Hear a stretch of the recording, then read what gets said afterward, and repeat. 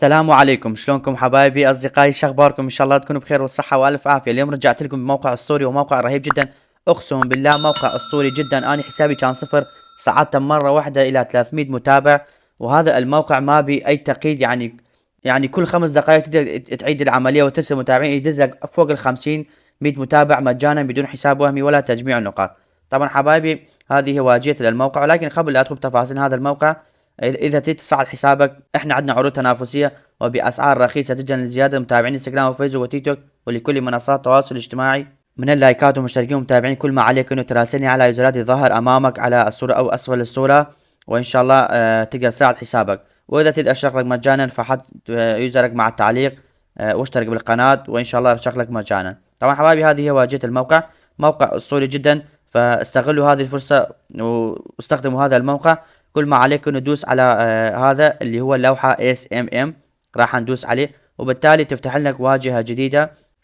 هنا يا حبيبي راح تنزل جوا، راح تنزل راح تلقى هنا راح تدوس عليه المتابعين وعندك اللايكات ايضا. احنا خلينا نجرب المتابعين اول شيء، خلينا نبقي على متابعين. هنا يا حبيبي اللي هو ثاني خيار او ثاني فراغ راح تجيب رابط حسابك على الانستغرام، رابط وليس يوزر. خلي اني اجيب رابط حسابي على الانستغرام وارجع لكم. طبعا جبت رابط حسابي، خلي ادخله لصق. هنا يا حبيبي راح ادوس على احصل على الخدمة. هنا يمكن تنتظر فد دقيقة او اقل من دقيقة على مود يجيب لك فد خيار ثاني تدوس عليه ويرسل لك المتابعين. خلي اني انتظر دقيقة وارجع لكم. هنا يا حبيبي بعد ما انتظرت دقيقة او دقيقتين طلعت لي هذه الواجهة. راح ادوس على هنا انقر للحصول على متابعين، راح ندوس عليه تفتح لك واجهة جديدة.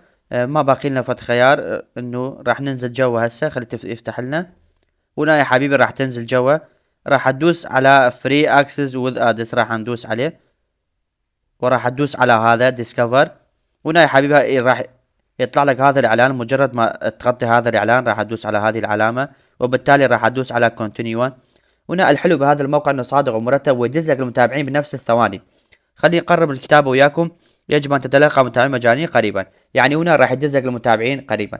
كل ما عليك انه بعد 5 دقائق تجي وتعيد العملية راح يدز لك المتابعين ايضا.